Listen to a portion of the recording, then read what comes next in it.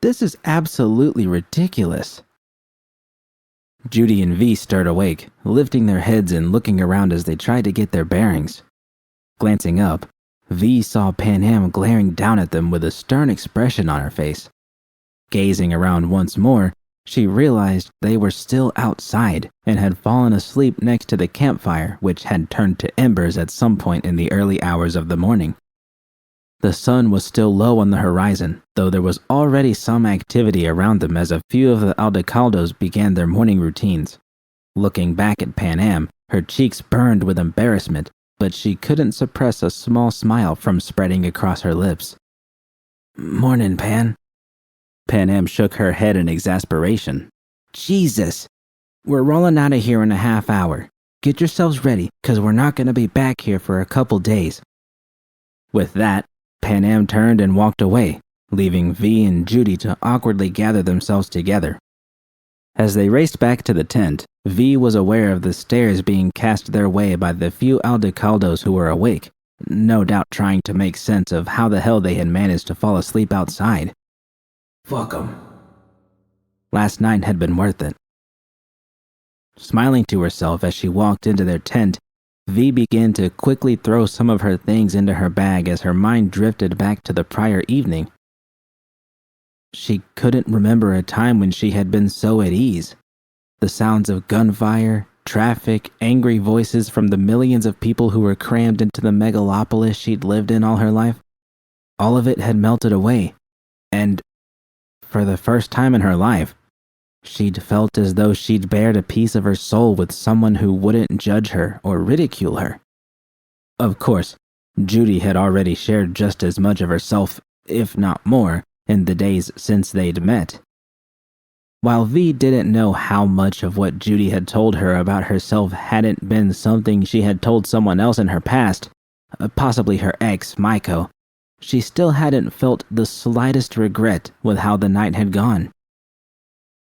"Is this what love feels like?" Throwing the last of her clothes in her bag, she zipped it up and tossed it on the ground next to the opening of the tent. V lifted her arm and did a quick smell check, satisfied that her shirt and pants had become saturated with the pleasant smell of campfire smoke and not sweat. Judy was still wearing V's jacket and seemed to be on the same train of thought, as she didn't appear to be considering a change of clothes either. As Judy threw a few more things into her bag, V bent down next to their cot and lifted the mattress up, picking up her pistol off the frame and sliding it into the back of her pants. Judy had known where she kept her iron, and while she hadn't said anything about it or expressed any concern, V had still made it a point to keep it out of sight. The last week had already been filled with stress and uncertainty, and she didn't want to add to it by brandishing her pistol out in the open. Reaching down to grab her bag, V suddenly felt a sharp pain in her head and quickly stood back up. No doubt the previous night's drinking was contributing to it, and she made a mental note to make sure that her cantina was filled with water before they left, as she felt the dryness in her mouth and didn't want any hangover she might have to linger. But this was something more. A faint tickle above her lip made her pause. V reached up to touch her nose, and when she pulled her hand back, saw that her fingers were coated in blood. Glancing over her shoulder to Judy, who was still packing things away and hadn't noticed, V quickly walked out of the tent with her head down, calling out to Judy as she left that she was going to go to the bathroom before they left. When V reached the latrines, she took a handful of toilet paper and wiped the blood, deciding that it would also be a good idea to do what she had told Judy she had come to do here in the first place. A couple minutes later, V walked out and took a quick glance at the small mirror which had been hastily hung on the private curtain to make sure she had gotten it all. The headache was already starting to subside, and the bleeding had stopped. Quickly running her hands through her hair to try to get some of the tangles out, V turned and started back to the tent, grateful that Judy hadn't seen the episode. In the last week, her nose had bled a few times each day, though no one had seemed to notice. If nothing else, she was grateful that the biochip was no longer causing the seizures which, not long ago, had racked her body and threatened her life with possible neurological or cardiac failure. But still, V was aware that the bleeding and headaches were symptoms of something far worse, which was wrong with her. Her brain was dying as her immune system had been turned against itself, and the thought wasn't lost on her that every day which passed was one less that she had left. Not even 6 months anymore.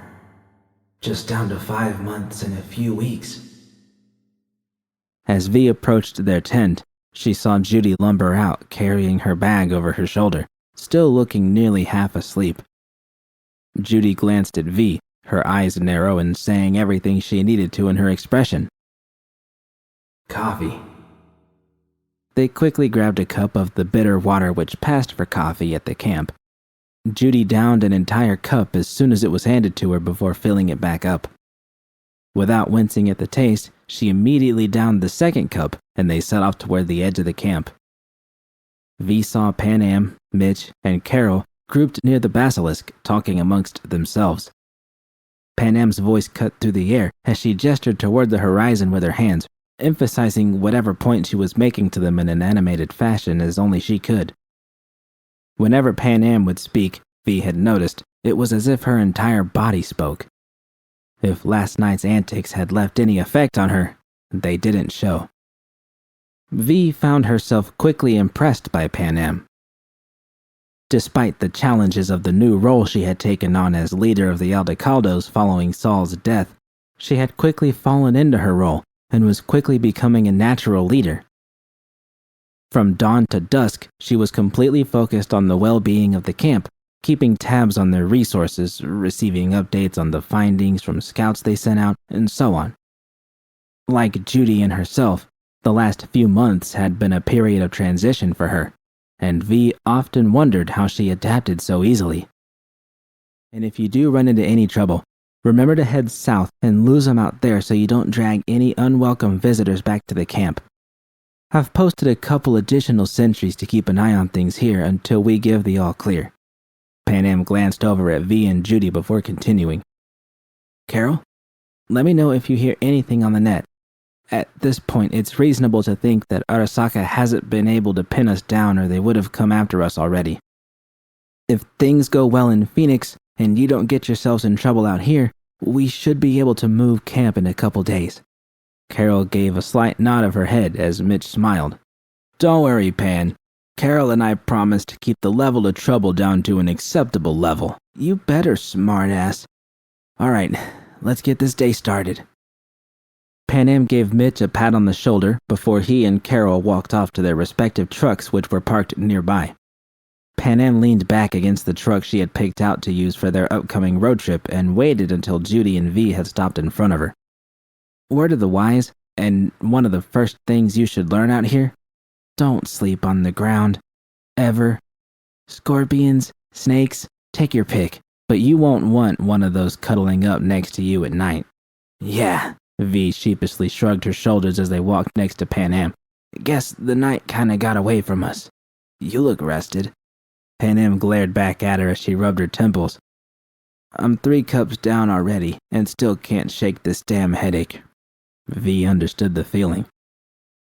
Mitch and Carol climbed into their respective trucks and started their engines, the roar cutting through the relative calm. Panam scanned the camp one last time. You ready? Was born ready, Pan. Who's driving? Panam pushed herself off the truck and walked toward the driver's side. First 4 hours are mine. Then one of you can take the wheel for the rest so I can get some much-needed shut-eye. As Panam opened the door and climbed inside, V took Judy's bag off her shoulder and gestured for her to get in the back.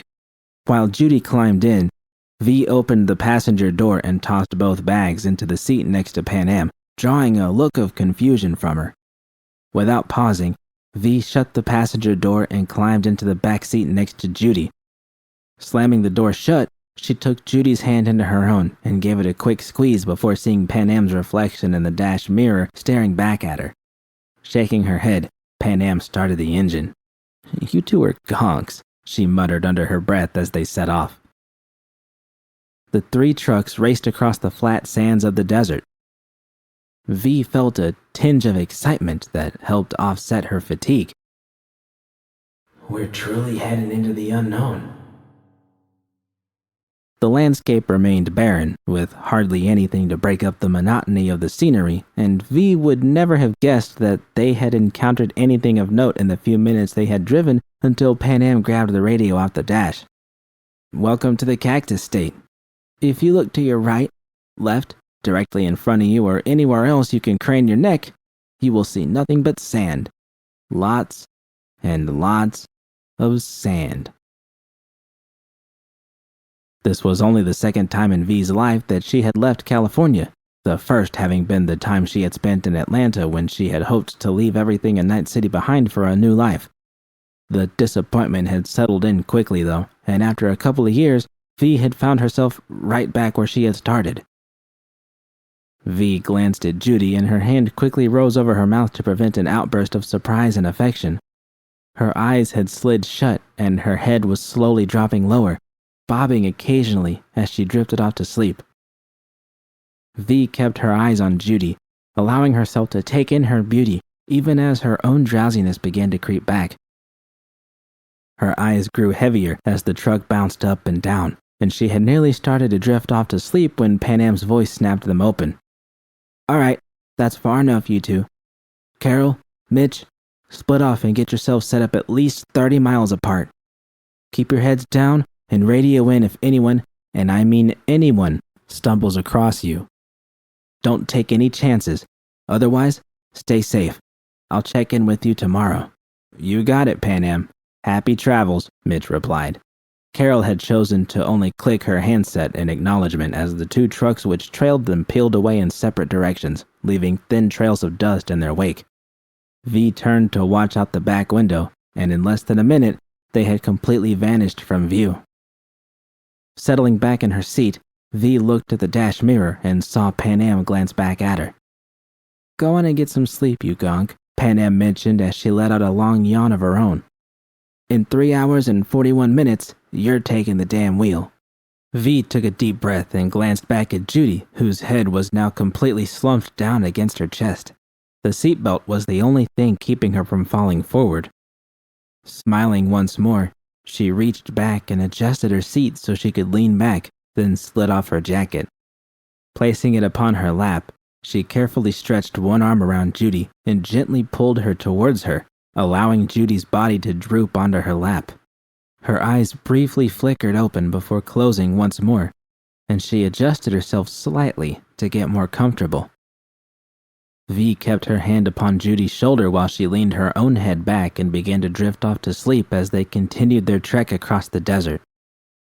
She managed to gently brush Judy's hair away from her face before everything went dark. V drifted off and on as the occasional bump would briefly wake her before she settled back to sleep. At some point, after an indiscernible amount of time had passed, her eyes opened once more, and she noticed the truck was no longer bobbing up and down and was notably quieter. Looking around, she realized they were now racing down a highway, keeping pace with a pair of cars some distance ahead of them. The road itself carved its way through a hillside, and V could now spot occasional signs of civilization as they passed buildings scattered across the landscape. Taking in a deep breath, V stretched the kinks out of her neck before glancing down at Judy. Her own hand had fallen off Judy's shoulder at some point during the drive, and it appeared that she hadn't moved a muscle since she had first fallen asleep. Her head remained settled on V's jacket, and V could just make out the rise and fall of her shoulders as she breathed in and out. V raised her hand, intending to settle it back on Judy's shoulder, but stopped just before her fingers touched her skin. Thinking it over for a moment, she dropped her hand back to her side with a flop of disappointment. She needs sleep more than I do. Being careful to use a low voice, V finally broke the long silence which had filled the cabin of the truck. How long was I out? Pan Am glanced at the mirror, having just noticed that V was awake before returning her eyes to the highway. Been about 3 hours. Hit the highway a while back and it should be easy sailing from here on out. Glad you're awake, 'cause I'm definitely in need of a nap. Pan Am stretched her back and yawned once more. V could see the fatigue on her face. She hoped Pan Am hadn't had a difficult time in staying awake while driving them across the state. The last thing she wanted was to end up in a ditch somewhere. Seeing that Judy was still out like a light, V looked out the window to enjoy the view, which was a welcome change from the barren landscape which she'd become accustomed to over the last week. I'll take the wheel in a bit. How long you think before we get to Phoenix? We've been making good time, actually. I'd say another 3 hours and change. Pan Am pointed her thumb behind her. You know you're gonna have to interrupt her beauty sleep when you take the wheel. I know, V said, carefully brushing a stray hair away from Judy's brow. Just want her to get every minute she can. It hasn't exactly been an easy time for her. Pan Am raised an eyebrow. Oh? Do tell. Judging by how you two gonks pine over one another, I gotta say I'm surprised to hear that. Trouble adjusting? V glanced at Pan Am to see if she was poking at her with her usual sarcasm. Instead, she saw genuine concern on her face. No, V shook her head. It's not that. I mean, yeah, it's kind of rough adapting to all of this, but I think we're slowly getting there. A long silence stretched across the truck before Pan Am spoke again. The biochip? V nodded. Yeah, can tell it's getting worse already. Pan Am's voice quickly hardened. Don't talk that way, V. You're doing a hell of a lot better than you were a week ago when you nearly flatlined before reaching Mikoshi, remember? And the whole reason we're on this fun little excursion in the first place is to get this whole thing figured out. With a heavy sigh, V looked down at Judy, who continued to sleep peacefully on her lap. I know, Pan. I'm hoping this guy can fix what's wrong up here. Like, really hoping, you know? I think I can feel myself starting to slow down. Don't give me that look. You don't know what it felt like back then when this thing was killing me hour by hour. I remember how it felt, and this isn't any different. At least, not yet. More like an echo, you know? The headaches, bleeding, all that shit. It hasn't gotten any worse as far as I can tell. Guess if I had to describe it, it feels like I'm an hourglass, and I can feel the life slowly falling out of me again. I'm gonna crack your skull open with an hourglass if you keep talking that way, Pan Am snapped. Look, we're all slowly losing ourselves day by day, right? No one lives forever, V. Not you, not me, not anyone. We just gotta plug the hole in your head and dump some sand back in you to fill you back up. And it's your amazingly good luck that you happen to know a nomad who can help with all that. V looked back up at Pan Am's reflection and returned the smile she saw, trying to make Pan Am feel like she was being successful in lightening her mood.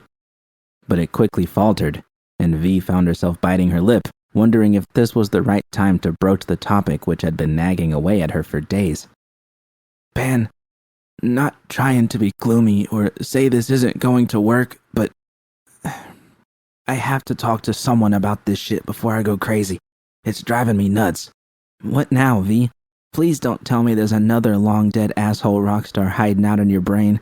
One was plenty enough. That drew a genuine smile from V. Christ, no. It's Judy. We've talked about it, and I think, for now, we're as okay with things as we can be. But I can't stop wondering, Pan, what if things just don't work out for me? What if this guy can't help and there's no answer out there for me? Looking down to make sure Judy was still asleep, V continued. I think I'm falling in love with her, Pan.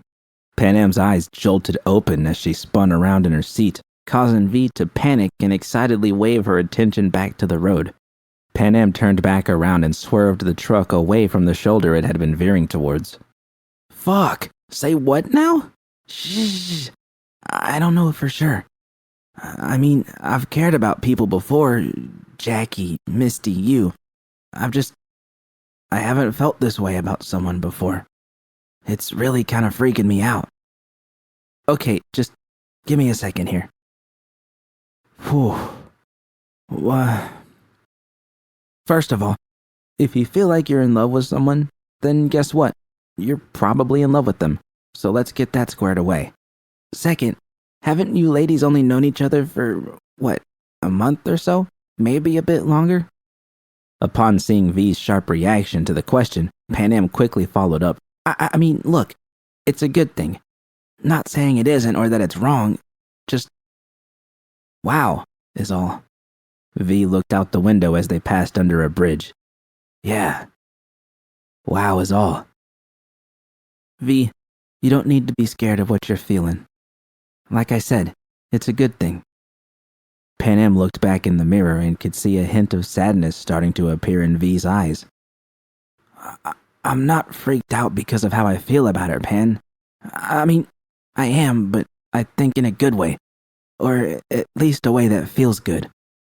I'm just scared of what might happen, you know? She's been through a lot. So much so that it was going to drive her out of that fucking city with or without me eventually. Glad it was with me. She seems to like being with me. Not like that, you weirdo. V rolled her eyes as she saw the small smirk on Pan's face before letting out a sigh. I don't know. Says she wants to stick through this with me, but what's the point if it's all just going to go to shit in a few months anyway? You know, when we were leaving Night City, she told me she dreamed of doing the exact same thing with Evelyn, a friend of hers. Same friend it turned out who got me wrapped up in all this shit in the first place. That city chewed her up and spat her out, and what little that was left of her didn't last long.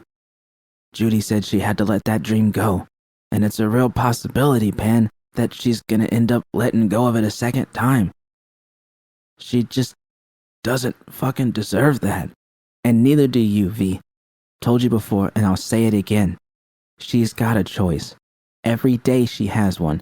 And every day she sticks with you is a day she's choosing you, alright? V's eyes darted around the cabin before she looked at Panam questioningly. That's some deep shit, Pan. Fortune cookie? Panam shook her head. You truly are an ass. With a small laugh, V turned once again to look out the window as they drove.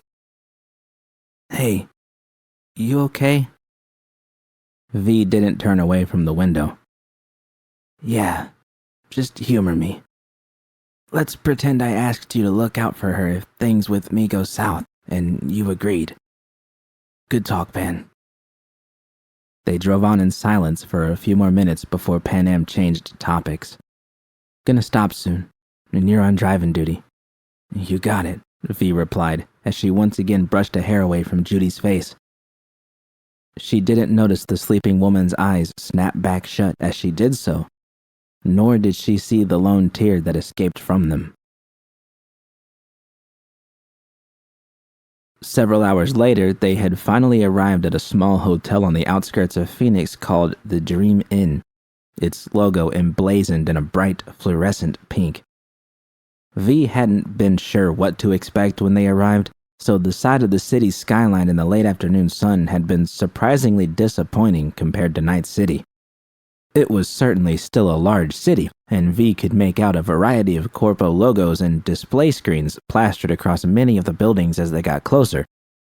Still, the whole of the city was barely larger than the Watson district that V had once called home, and the absence of the enormous pillars of light that rose past the clouds and soared above Night City couldn't be overlooked. V had woken Judy up when Panam had pulled over in frustration after a long stretch of road with no place to stop. Judy had quickly sat up and given V a smile before they got out and stretched their legs for a few minutes, working out any knots before they switched places. The drive had been uneventful and deceptively long. It didn't feel to V like they had been traveling for most of the day. Grabbing their bags, they walked into the lobby of the hotel. They were quickly greeted by the smell of cigarettes, which still made V feel the impulse for a drag, even though it had been Johnny's habit and not hers. The receptionist took their information and gave them access cards to 2 rooms directly across from one another on the 4th floor, the highest point of the hotel. All right, Panam said as she opened the door to her room and threw her bag inside. I'm gonna get cleaned up and change out of these rags. Meet back at the lobby in an hour? Sure, V said, as her and Judy entered their own room. V studied her surroundings and was pleasantly surprised to see that it was well cleaned, and while nothing screamed extravagance, still had a quaint charm. Sitting down on the bed while Judy went into the bathroom, V glanced around, taking notice of a print on the wall that displayed a neon picture of a fish. Nice touch. A small balcony overlooked the nearby highway with a view of the city in the distance. Best of all, though, it was quiet. Judging from the parking lot, there were only a few other guests staying at the hotel. Laying back on the bed, V closed her eyes and drifted off to sleep. A sudden sinking feeling jolted V awake, and her hands flailed. Straddling her waist was Judy, wearing a robe she had found in the closet and appearing thoroughly refreshed from what must have been a long, relaxing shower. She hadn't yet dried her hair, and the wet strands were still splayed across her head and over her face. Getting her bearings, V relaxed her muscles and placed her hands on Judy's thighs. Judy smiled and leaned over, placing a gentle kiss on her forehead. V felt Judy's hair graze across her face and took a moment to breathe in her clean scent as her hands impulsively squeezed her thighs. "Time to wake up, mi calabacita," Judy playfully said. You smell good." V lifted her head off the pillow and pressed her lips to Judy's as her hands moved down toward her knees before she slid them under the robe and began to drift further up. Judy broke the kiss and smiled. "And you don't. Come on, we gotta meet Pan Am soon, and I'm hungry." V grumbled as Judy pulled away and lifted off her. "Maybe I'm a little hungry too, you know." Laughing, Judy stood up and motioned for V to get up. "Best leave some room for later then." V watched as Judy stood and slid the robe off of her body, allowing it to spill on the ground as she turned to walk back to the bathroom, providing V with a rewarding view. V sighed and lifted herself off the bed before glancing out the window. The sun was starting to set behind the buildings in the distance, and the traffic on the highway was picking up. As V stripped down and threw her clothes in a pile near her bag, she heard a faint, familiar humming coming from the bathroom. Like a magnet, V crept towards the door that Judy had left cracked open and listened for a moment before quickly running her hands through her hair to get any tangles out and straightening her posture. "Two can play at this game." Gently inching the door forward, V was treated to the sight of Judy standing nude, her face close to the mirror as she applied her eyeliner. Smiling to herself, V pushed the door open the rest of the way and calmly walked into the bathroom, passing behind Judy as she entered the shower. V felt a sense of mischievous pride as Judy stopped humming, her eyes locking on V's form as she slid past without saying a word. Turning on the water, V paused for a long moment and allowed the hot water to splash against her skin. It had been a while since either of them had been able to enjoy the basics they were accustomed to, and the feeling of water crashing against her skin was incredibly soothing. As Judy resumed her humming, V glanced over her shoulder and could see Judy's eyes still darting between her reflection in the mirror and V. V continued washing herself, pleased with the effect she had inflicted upon her. 20 minutes later, they had gotten dressed and found themselves walking out of the elevator and into the lobby to meet Pan Am. Just as they had been leaving the room, V had run back inside and grabbed her jacket in the event the weather took a turn for the worst, as they had both chosen ensembles that allowed the air to grace their skin. V had thrown on a fresh pair of jeans and a black tank top, while Judy had chosen a pair of tight-fitting black cargo pants and a white tube top. Just as she had been closing the door, V had raced back inside yet again and tossed her iron back into her bag. "No reason to go asking for trouble." Pan Am glanced up and tapped her wrist as V and Judy approached. "Never heard of a watch? Blame this one," Judy replied, gesturing to V, who shrugged sheepishly. "Oh, I do. So, what are you thinking? I checked around and found a bar not far from the city center we could hit up. Reviews say the drinks are tall and the food isn't terrible, which hits all my criteria." V glanced at Judy, who nodded in agreement. "Lead the way, Pan." The drive into the city didn't take long, despite the traffic V had noticed earlier, and the three had engaged in some idle conversation along the way, which made the time pass quickly. The downtown area was surprisingly sparse compared to Night City. While the streets were busy, V didn't see the throngs of clamoring people she was accustomed to, and everything appeared cleaner and more orderly. Even more strange was the eerie silence which filled the air. It wasn't completely silent by any stretch. V could still hear the low murmur of the crowds that moved through the streets and the constant drone of traffic. Rather, it was the absence of sirens and gunfire that struck her the most. Pan Am pulled up to the bar she found earlier, a surprisingly polished-looking establishment called Shades, and parked the truck in the lot nearby. The sun had disappeared below the horizon, and the lights of the city were now vibrant, contrasting sharply with the night sky. Stepping out, Pan Am seemed to hesitate for a moment. "We in the right place?" V asked. "Of course," Pan Am replied, quickly assuring herself as they began to walk towards the entrance. "What, think I can't be seen in a nice place?" "Just doesn't look like your style, Pan. It's all standing and clean, and not about to fall apart and such." Pan glared at V as they entered through the double doors. It was certainly not a bar, at least not in the style they were accustomed to.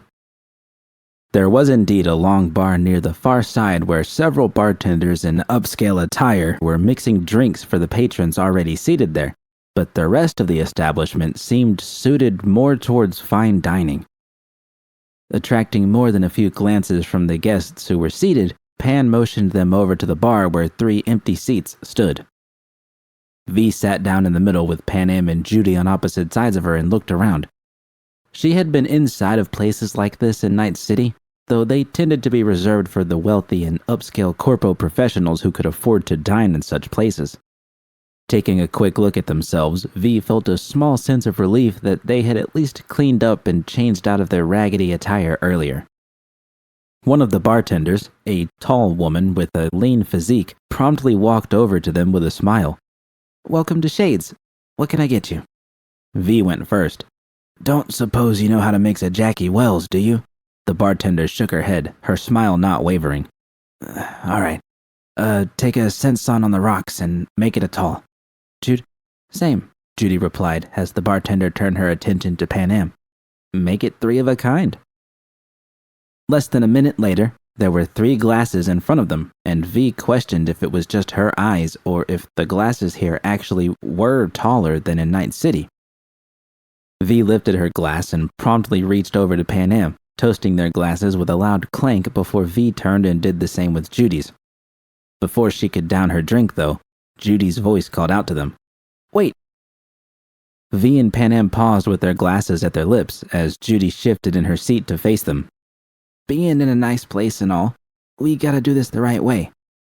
Judy raised her glass towards V and Pan Am, the pair finding themselves awkwardly doing the same. V was unsure of where this was going, but was eager to find out. "Pan Am?" "Pan," Judy started with a small nod of her head. V noticed that Judy had called Pan Am by her abbreviated name for the first time, making her smile. "Thanks for hauling V's gonk head out here and looking after us. Know there's some risk involved and means a lot to me, to us." Pan Am nodded but didn't say anything, and V felt a warmth spreading in her heart as she realized this wasn't going to be the quick and casual salute she had anticipated. Judy went on. "V, well, what can I say? Thanks for letting me tag along, and for showing me it's okay to dream again. I guess I just wanted to say, fuck it. Cheers." The 3 put their glasses together, Pan Am nearly stumbling off her chair as she reached across V to reach Judy's glass and took a long drink. As the cold, familiar liquid burned its way down V's throat, in the back of her mind, she felt relieved that it was also burning away the small lump which had begun to form in her throat. She wasn't sure what Judy had intended to say before she had cut herself off, but she felt it was something meaningful.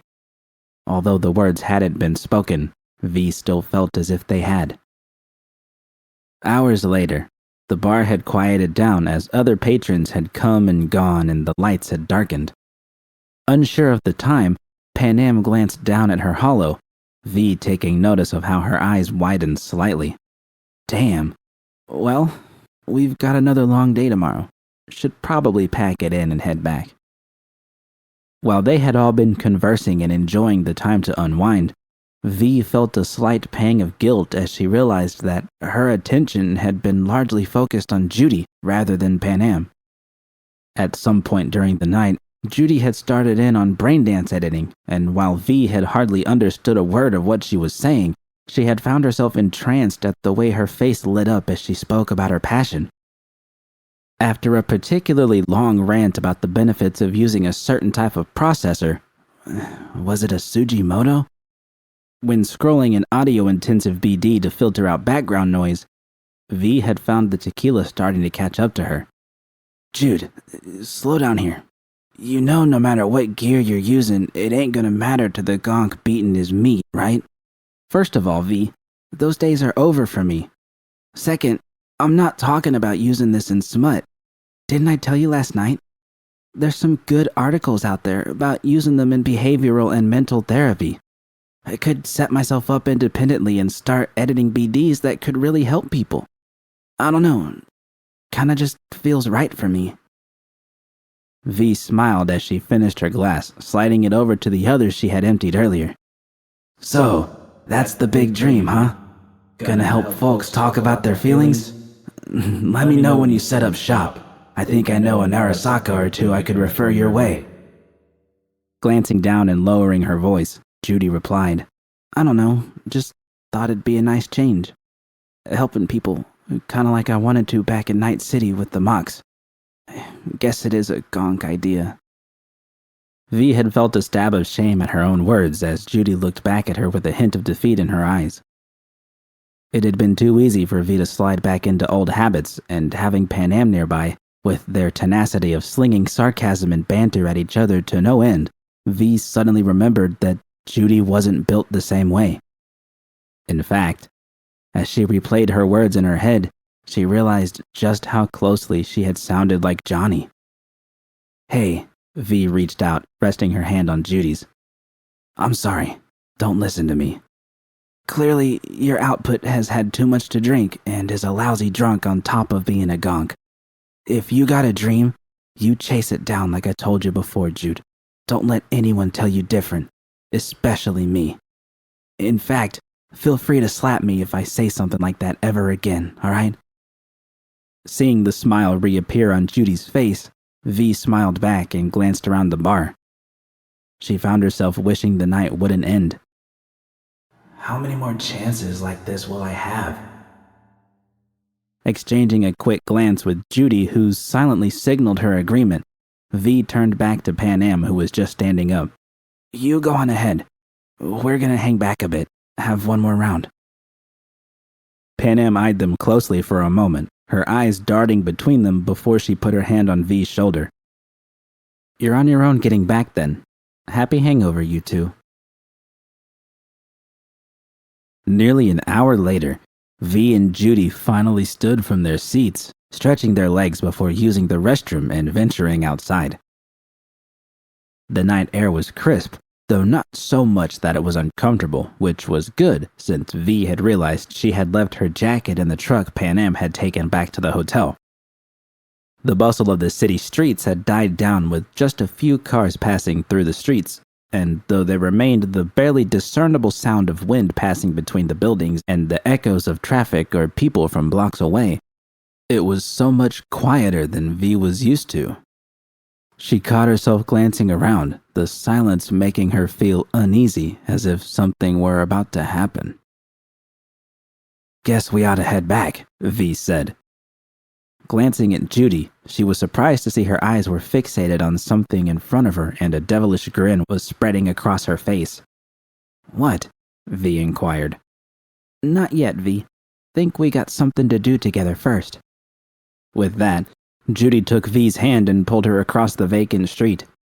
As they reached the other side, V realized what Judy's destination was and felt a tremor of apprehension creep through her. Tattoos and piercings. Fuck. Judy opened the door and led V inside, not seeming to notice that it was taking an increasing amount of effort to pull her along. The parlor was well lit and covered with art and paintings, likely done by the artists who worked there, V assumed. There were 3 seats near the back, though only one was occupied by a client who was getting something inscribed on his arm. The artist who was doing the work was a thin, scraggly-looking man whose skin was nearly covered with intricate designs that appeared to have been inscribed years earlier. An implant covered his right eye, and V hoped that he wore it to improve his skill and not for something more nefarious. She had seen plenty of these establishments at Night City, practically one on every block, though she had never thought she would end up inside of one for their intended purpose. The young woman standing behind the counter greeted them in a nonchalant voice. "Hey, what are you up for?" Judy raised her finger. "1 second." V felt Judy take her hand, the warmth of her skin contrasting sharply with how cold her own had become.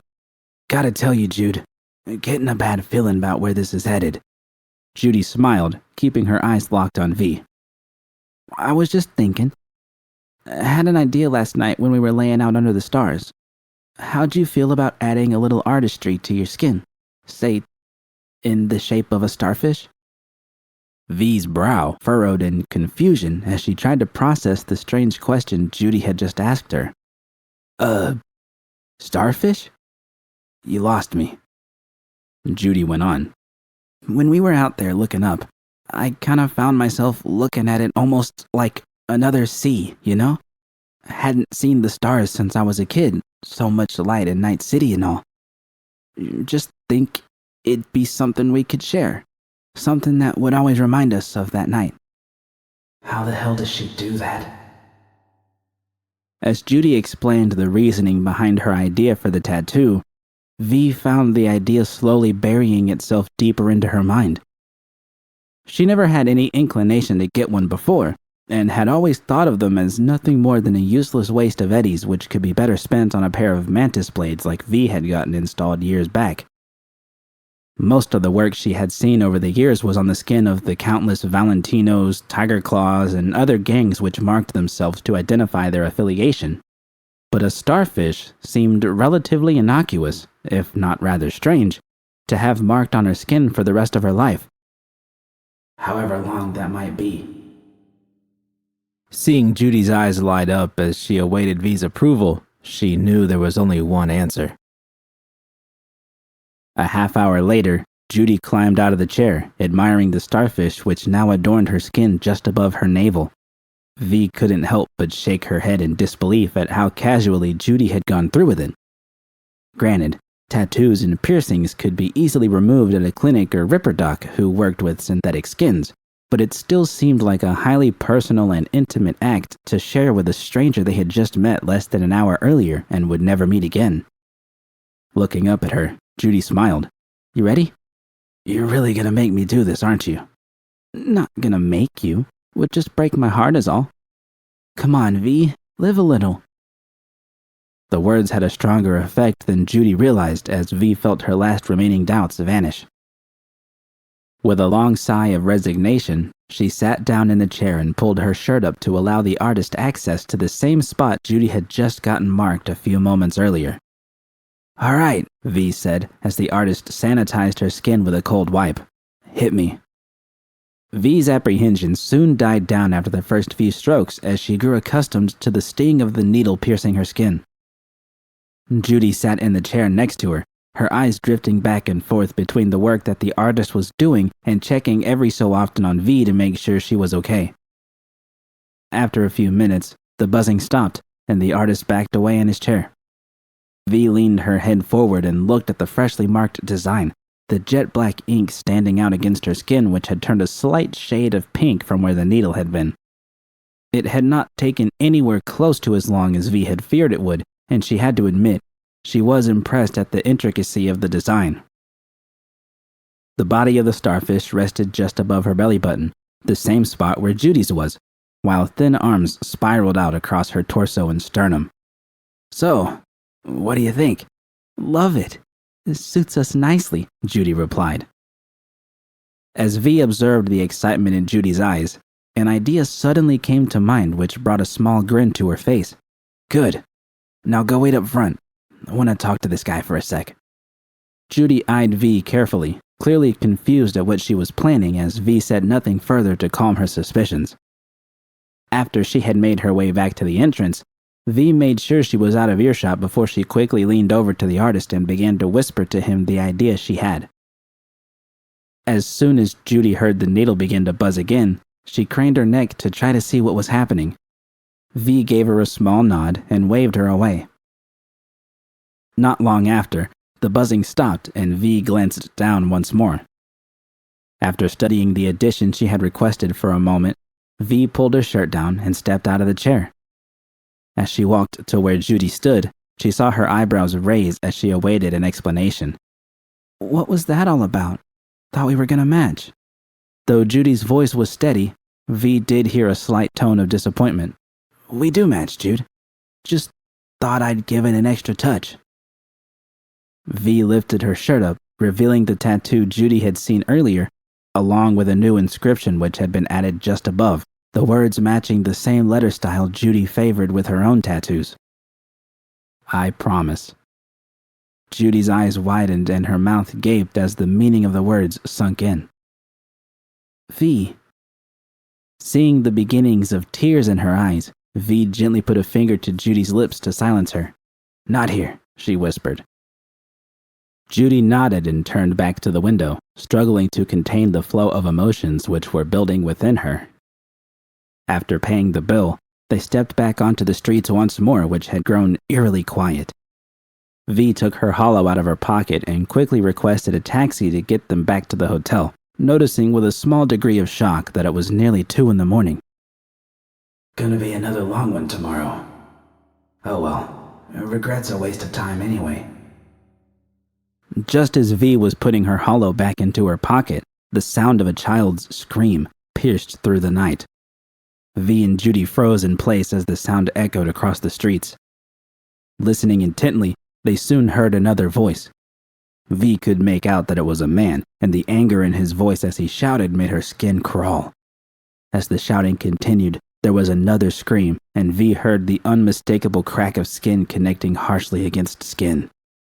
Without warning, V bolted in the direction of where the assault was coming from, leaving Judy to shout her name and run after her. Racing down the street, the screams grew louder as she approached an alleyway on her left.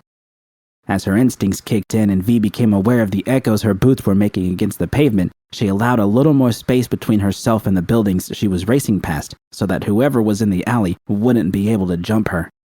As she turned the corner, V paused as her eyes took in what she was seeing. Just a few yards away, a man was grappling with a young girl, probably no more than 7 or 8 years old. He was shouting at her as she screamed and flailed in his arms.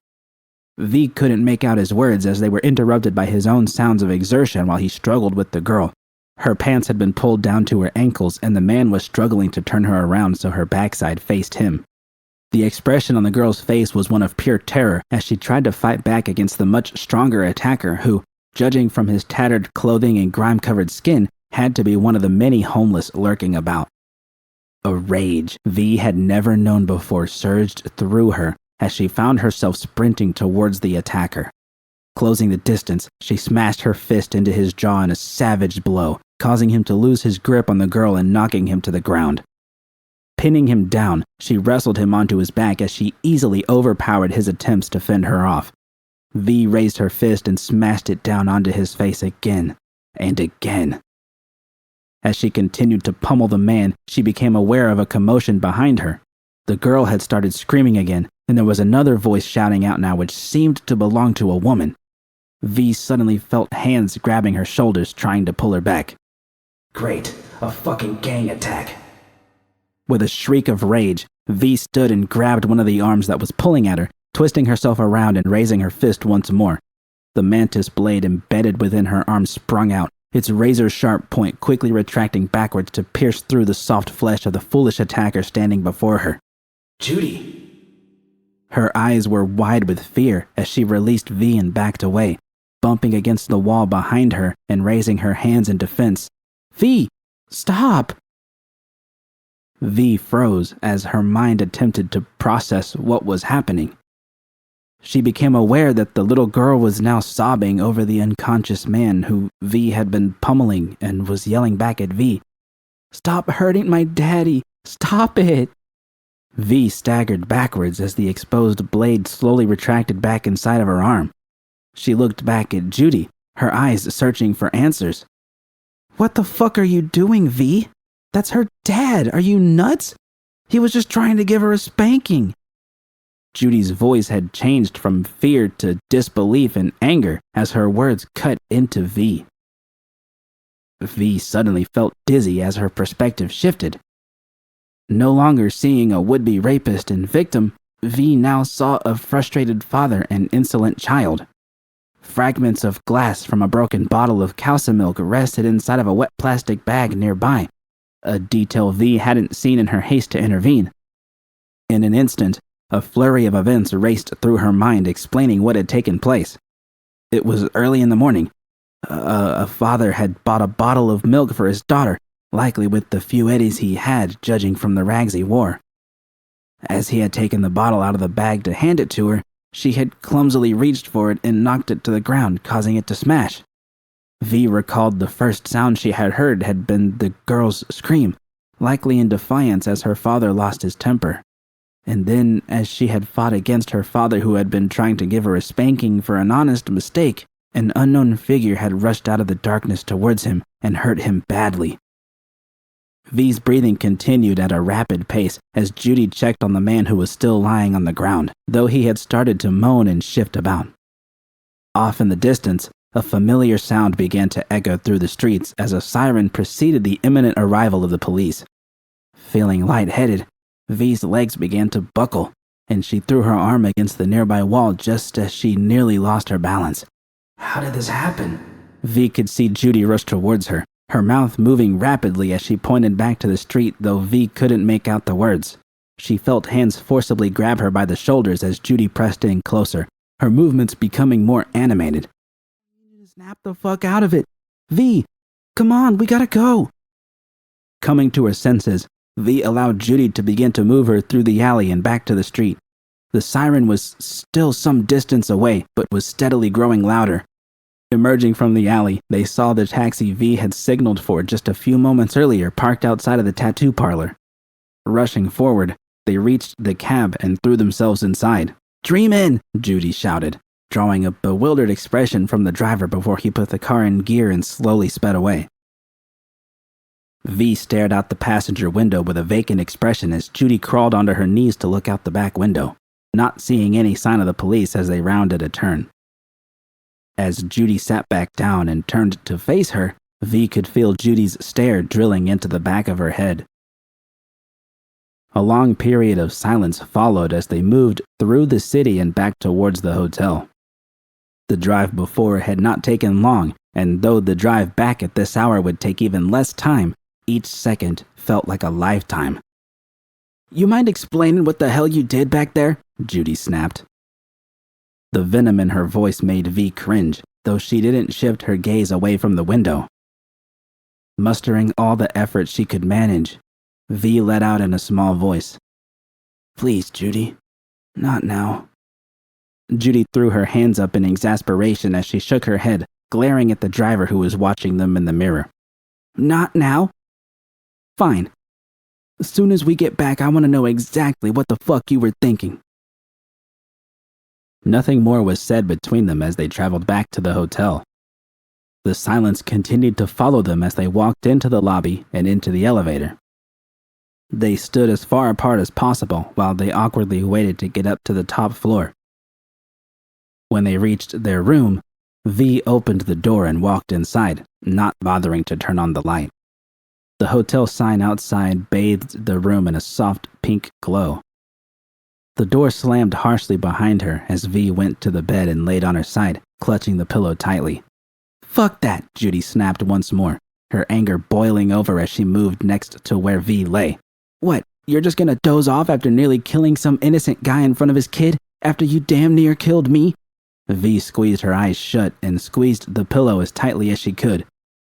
Something was beginning to go wrong inside of her as her thoughts began to jumble. Feeling a hand grab her shoulder, V's reaction was sudden and uncontrollable as she jerked her arm away and shouted, "Stop! Don't fucking touch me!" Judy jerked back, shocked at V's sudden outburst. Another stretch of unbearable silence filled the room. V found herself once again breathing heavily as a series of disconnected images and memories all came to the forefront of her mind all at once. As they coalesced, a wave of nausea quickly swept through her. V quickly lurched off of the bed and ran to the window, opening the sliding door and leaning over the balcony. She didn't vomit, but her muscles grew weak and a cold sweat broke out across her skin. V. Judy's voice remained stern, but was no longer filled with the bitterness that had accompanied it just a moment earlier. V glanced behind her with wide eyes, seeing Judy's face twisted in concern. It was a sight which made her heart sink in her chest. Judy's arms were reaching out towards her, wanting to make sure that she was all right, but clearly uncertain if she should do so given V's recent erratic behavior. Before V knew what was happening to her, she suddenly began to sob and reached out to Judy, who quickly pulled her in and embraced her tightly. V managed a shaky whisper, "I'm sorry." As she shook in Judy's arms, Judy gently began to guide her back into their room and rested her onto the foot of the bed.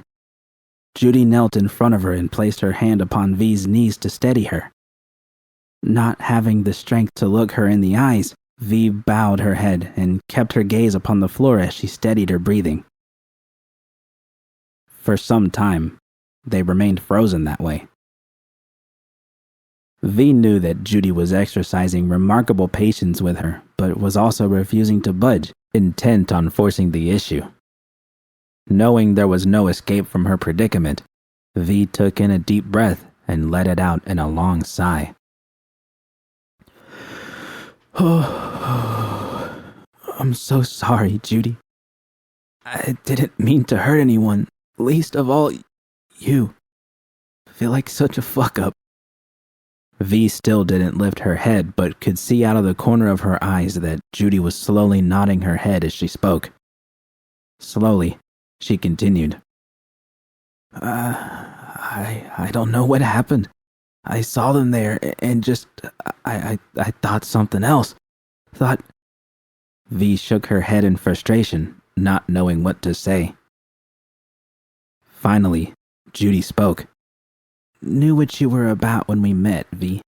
How you made a living. Didn't bother me much being Night City and all, but something happened to you back in that alley, V. Scared me." V felt Judy's hands rest on her cheeks and slowly raised her gaze to her own. "You gotta talk to me, V. She deserves to know." Nodding her head, V tried once more to contextualize her thoughts in a coherent way. "Remember last night, or the night before, I guess. It's already such a fucking blur. You asked me about my name." "I remember," Judy replied as she tried to hide her surprise at the strange change of subject. Turning her head to the window, V stared out at the city skyline in the distance. "Grew up on the streets, you know. Had a mom, dad. Never a real place to stay. Always going from one place to the next, sometimes living in whatever abandoned building was available or in an alley. It was actually kind of fun when I was little. Always something new to see." V allowed a small smile to cross her face, though it quickly faded. She knew Judy was likely being taken aback by the glimpse into her childhood she was now offering. At Laguna Bend, Judy had wholeheartedly exposed a part of herself to V that was always meant to be private, for herself only. It had been that intimacy which had attracted V to her so strongly, and sitting on the bed now with Judy in front of her, she realized she had never truly reciprocated the gesture of trust she had shown to her that evening. Kept getting older, angrier, wondering why we were living in filth. Hit my teen years and started to grow. Think I may have started acting a bit rebellious around that time too, she said with a small chuckle. Judy allowed herself a small smile, no doubt thinking of what a rambunctious younger version of V must have been like.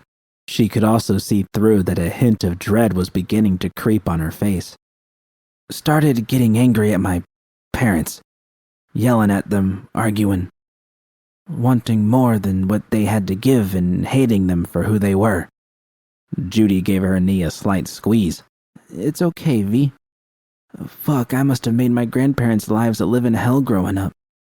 Her smile faltered as her attempt to empathize with V seemed to have no effect.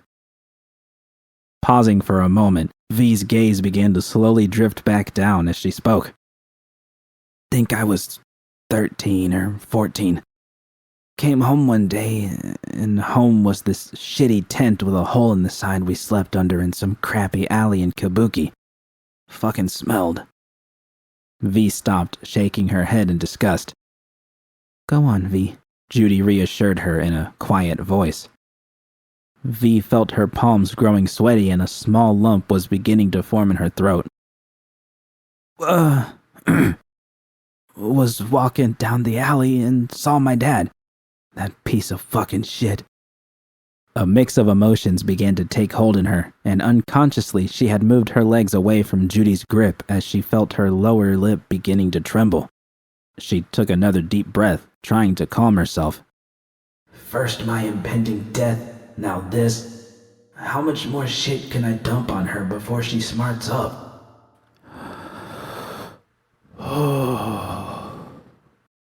There were a bunch of guys standing around him, maybe 5 or 6.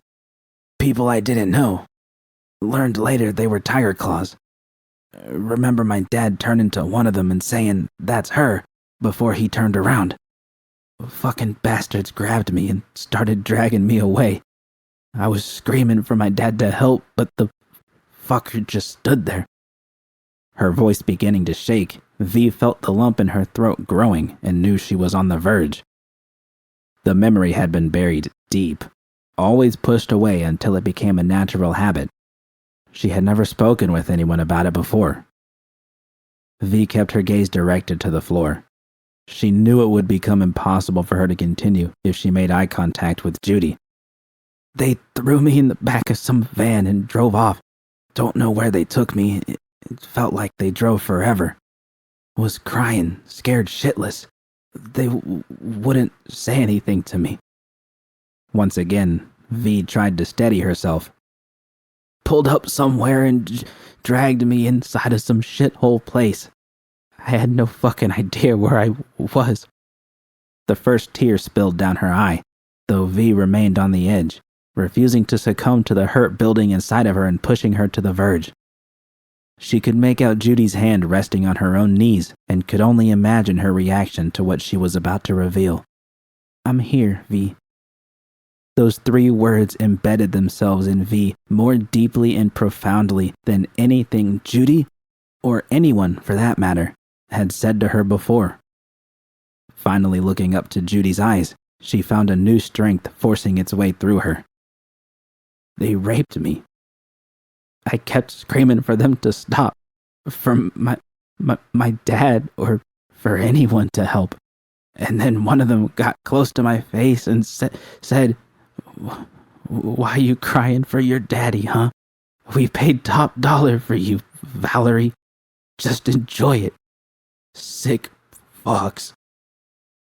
V had kept her eyes on Judy's the entire time, finding a strange sense of safety and security in them even as she saw tears brimming at their edges. V, Judy's voice was one of shock. When they were done, they tossed me in some room with my clothes and left me there. Can you believe after all that trouble, those dumbasses forgot to lock the fucking door? V laughed incredulously, ignoring the lack of response from Judy, who appeared frozen in place. Got dressed, and when it quieted down, I just opened it and ran the hell out of there. Didn't stop till I must have been miles away. Think I spent the night in another alley, no clue where. I actually went back home the next day. Can you believe that? Christ, I was a fucking gonk. Nothing. They were gone. That shitty tent, all of it, gone. A strange calmness had settled in her as she spoke, even as she became aware that the carpet below her was beginning to turn damp as more of her tears had fallen onto the floor. Never saw him again. Started figuring shit out and living on my own after that. The long silence that hung in the air was deafening, ringing in both of their ears. Tears were now running down Judy's cheeks, leaving streaks of mascara below her eyes. Her eyes. Her eyes conveyed a far greater sense of horror and pain than what V had felt in that moment. With a small smile, V managed, "I'm okay, Jude." Judy stared at her for a moment before she shook her head. "No, you're not okay, V. This wasn't your fault. This is not okay." The sound of Judy's voice breaking as she spoke pierced through V's heart, and suddenly, the pain, which she had thought had been buried so many years ago, came roaring back. "No, I'm okay, all right? Really, Judy, I... V stopped as she struggled to breathe. All at once, everything she had kept inside of herself for so long, all her anger and pain, broke free. No longer able to maintain the illusion she had wrapped around herself since that terrible day. Her face scrunched up in pain as she burst out crying, tears falling freely down her face. "V, please, can I hold you?" Judy pleaded, her arms desperately wanting to wrap themselves around her, but not doing so out of fear of traumatizing her further. V could barely nod as Judy wrapped her arms around V as tightly as she could, both of them now crying together. V's sobs were uncontrollable, her body convulsing even as Judy kept her grip firm. "I fucking hate them," V shouted as she continued to cry, her arms somehow finding their way around Judy as she returned the embrace. "Shh. Shh." Judy calmly soothed V, slowly rubbing her hands back and forth against V's back. It seemed as though hours had passed as they stayed that way, holding on to one another. Soon, V's shaking and sobbing subsided until finally she rubbed her hands against Judy's back and pulled out of her embrace. "Had no clue what you were getting yourself into with me, did you?" Judy let out a small laugh, wiping away her tears while V did the same. "That's an understatement. Listen, V, you've got to know, what happened to you? It wasn't your fault. It wasn't. And it never should have happened to you." As V opened her mouth to speak, Judy raised her hand, stopping her. "It never should have happened to you. Are you hearing what I'm saying? You're an amazing woman, V. Stronger than I could ever be. Guess that's why I love..." Judy stopped, her eyes widening as the realization of what she had spoken settled in. V stared back at Judy, her brown eyes desperate for release, knowing that the same desperation was in her own. With a gentle vulnerability which cut through to V's soul, Judy continued, "That's why I love you, V." Her heart fluttering, a warmth spread throughout her body that just moments ago had been racked with pain and grief. She thought back to her conversation with Pan earlier, how she had said she felt like she was falling in love with Judy, even when she didn't know if what she felt was truly love or not. A sense of purpose and certainty settled in her. "Now I know." Trembling as she reached out, V grazed the back of her hand against Judy's cheek just as she had done the first night they had spent together. The words had caught on her tongue, wanting to be freed but refusing to be released. The last time she had spoken the words had been a lifetime ago. But V pushed herself forward, giving in to her heart, even as her mind tried to hold her back. "I love you too, Judy." In the early hours of that morning, when all around them was silent, They had finally laid down together in bed and settled into a deep sleep. Judy had wrapped her arm over V and pulled her close, even as V had quickly felt herself drifting off to sleep the moment her head had hit the pillow. Reliving the trauma she had endured as a child, while mentally draining her of any energy she had left, had also served to connect her even more closely with the woman who was now holding her close. For the first time in her life, V knew not only what it was to love, but what it was to truly be loved. The last thought she was conscious of as her eyes closed was of the faint sting on her abdomen from the words that were now sketched there, a new resolve taking hold within her. I promise.